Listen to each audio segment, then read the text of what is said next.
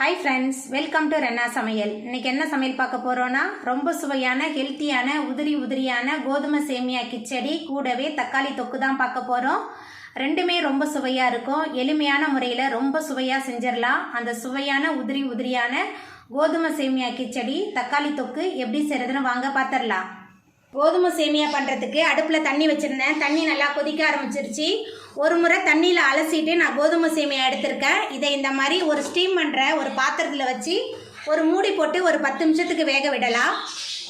கோதுமை சேமியாவை ஊற வச்சு நம்ம சமைக்கக்கூடாது. ஒரு முறை தண்ணியில் அலசிட்டு தான் சமைக்கணும். ரொம்ப நேரம் ஊற வச்சா ரொம்ப நசன்னு ஆகிடும். அதனால தான் அலசிட்டு உடனே நம்ம ஸ்டீம் பண்ணிடணும். கோதுமை சேமியா ஆவியில் வேக வச்சு 10 நிமிஷம் ஆகிட்டு இப்போ நம்ம திறந்து பார்த்துடலாம். நம்மளோட சேமியா நல்லா ஆவி வர ஆரம்பிச்சிருச்சு. சேமியாவும் நல்லா வெந்து வந்துருச்சு பாருங்கள். இப்போ தனியாக எடுத்து வச்சிடலாம். கோதுமை சேமியா கிச்சடி பண்ணுறதுக்கு அடுப்பில் கடாய் வச்சு 2 டேபிள் ஸ்பூன் அளவுக்கு எண்ணெய் சேர்த்துருக்கேன். எண்ணெய் சூடாகி வரட்டும். எண்ணெய் சூடாகி வந்துட்டு கொஞ்சமாக கடுகு சேர்த்துக்கலாம். கடுகு நல்லா பொரிய ஆரம்பிச்சிருச்சு. நீல வாக்கில் நறுக்குன 2 பெரிய வெங்காயம் சேர்த்துக்கலாம். கூடவே ஒரு தக்காளி பழம், கொஞ்சமாக கருவேப்பிலை எல்லாத்தையும் சேர்த்துட்டு நல்லா வதக்கிடலாம். உங்களுக்கு வேணும்னா நீங்கள் கடுகு தாளிக்கும் போதே கொஞ்சமாக கடலைப்பருப்பு, வேர்க்கடலையெல்லாம் போட்டு தாளிச்சுக்கோங்க. நல்ல சுவையாக இருக்கும். நான் இன்றைக்கி கடுகு மட்டும்தான் போட்டு தாளிச்சிருக்கேன். வெங்காயம் தக்காளி நல்லா வதங்கணும். நல்லா வதக்கிடலாம்.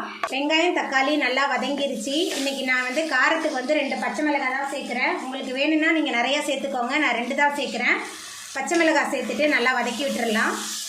பச்சை மிளகாய் சேர்த்துட்டு நல்லா கலந்து விட்டாச்சு. அதுக்கப்புறமா 10 போல் பீன்ஸ் பொடியாக நறுக்கி வச்சுருக்கேன். பீன்ஸ் சேர்த்துக்கலாம். கூடவே பொடியாக நறுக்குன 2 கேரட் சேர்த்துட்டு மறுபடியும் எல்லாத்தையும் சேர்த்துட்டு நல்லா வதக்கலாம். இந்த மாதிரி காய்கறிலாம் சேர்த்து கலர்ஃபுல்லாக செஞ்சு கொடுத்தா கிச்சடி சாப்பிடாத குழந்தைங்க ரொம்ப விரும்பி சாப்பிடுவாங்க.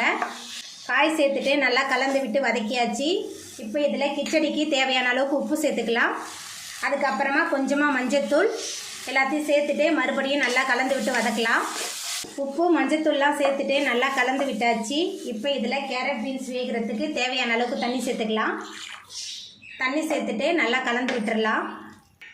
காய் மூழ்கிற அளவுக்கு தண்ணி சேர்த்துட்டு நல்லா கலந்து விட்டாச்சு. நம்ம சேர்த்த கேரட் பீன்ஸ்லாம் நல்லா வெந்து வரட்டும். நம்ம சேர்த்த கேரட் பீன்ஸ்லாம் நல்லா வதங்கி வெந்து வந்துருச்சு. இப்போ இதில் நம்ம ஆவியில் வேக வச்சுருந்த கோதுமை சேமியா சேர்த்துக்கலாம். சேமியா சேர்த்துட்டு நல்லா கலந்து வச்சிடலாம். காய் சேமியா எல்லாமே கலந்து நல்லா வேகணும். நல்லா கலந்து வச்சிடலாம். நீங்கள் டயட்டில் இருக்கீங்கன்னா இந்த மாதிரி கோதுமை சேமியாலாம் காய் சேர்த்து சமைச்சு சாப்பிடும்போது ரொம்ப சுவையாகவும் இருக்கும். உடம்புக்கும் ரொம்ப நல்லது. காலையில் சாப்பிட்டோமா மதியானம் வரையும் நல்லா ஃபில்லிங்காகவே இருக்கும். இடையில எதுவுமே சாப்பிட வேண்டியிருக்காது. சேமியா காய் எல்லாமே சேர்த்துட்டு நல்லா கலந்து விட்டாச்சு. இப்போ ஒரு மூடி போட்டு வேக வச்சிடலாம். சேமியா காய் எல்லாமே சேர்ந்து நல்லா கலந்து வெந்து வரட்டும்.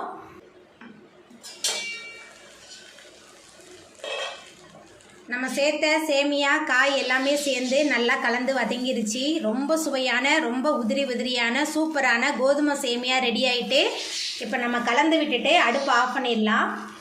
தக்காளி தொக்கு பண்ணுறதுக்கு 4 டேபிள் ஸ்பூன் அளவுக்கு எண்ணெய் சேர்த்துக்கலாம். எண்ணெய் நல்லா சூடாகிட்டு இதில் கொஞ்சமாக கடுகு சேர்த்துக்கலாம். கடுகு நல்லா பொரிய ஆரம்பிச்சிருச்சு.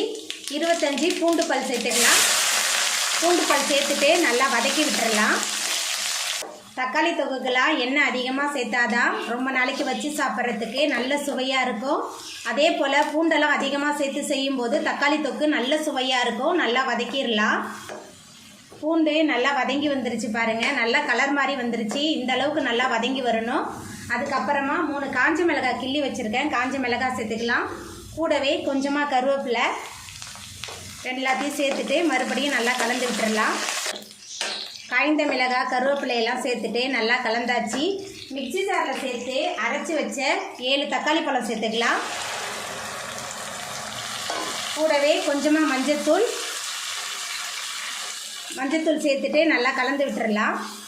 மஞ்சத்தூள்லாம் சேர்த்துட்டு நல்லா கலந்து விட்டாச்சு. தக்காளி அரைக்கும் போது தண்ணிலாம் எதுவுமே சேர்க்கக்கூடாது. இந்த தக்காளியில் உள்ள தண்ணியே போதும்.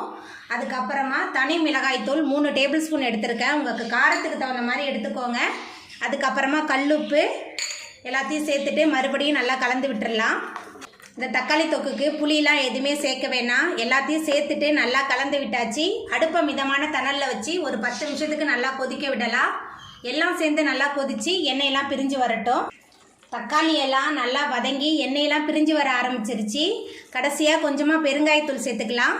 அதுக்கப்புறமா வறுத்து வச்ச வெந்தய பொடி சேர்த்துக்கலாம். வெந்தய பொடியெலாம் சேர்க்கும் போது நல்ல சுவையாகவும் மணமாகவும் இருக்கும். எல்லாத்தையும் சேர்த்துட்டு நல்லா கலந்து விட்டுடலாம். வெந்தய பொடி பெருங்காயத்தூள் எல்லாத்தையும் சேர்த்துட்டு நல்லா கலந்து விட்டாச்சு. எல்லாமே சேர்ந்து நல்லா கொதிச்சு வரட்டும். தக்காளி தொக்கு நல்லா கொதிச்சு எண்ணெயெல்லாம் பிரிஞ்சு வந்துருச்சு பாருங்கள். டிஃபன் ஐட்டம் எல்லாத்துக்குமே ரொம்ப சூப்பராக இருக்கும் இந்த தக்காளி தொக்கு. ரொம்ப சுவையான தக்காளி தொக்கு சூப்பராக ரெடி ஆகிட்டு இப்போ நம்ம அடுப்பு ஆஃப் பண்ணிடலாம். அவ்வளோதாங்க, ரொம்ப சுவையான உதிரியான கோதுமை சேமியா கிச்சடி தக்காளி தொக்கு சூப்பராக ரெடி ஆகிட்டு. இந்த சுவையான கோதுமை சேமியா கிச்சடி தக்காளி தொக்கை நீங்களும் உங்கள் வீட்டில் செஞ்சு பாருங்கள். இந்த வீடியோ உங்களுக்கு பிடிச்சிருந்தா லைக் பண்ணுங்கள், ஷேர் பண்ணுங்கள், கமெண்ட் பண்ணுங்கள், சப்ஸ்கிரைப் பண்ணுங்கள். அப்படியே பக்கத்தில் உள்ள பெல் பட்டனை கிளிக் பண்ணிடுங்க. நன்றி.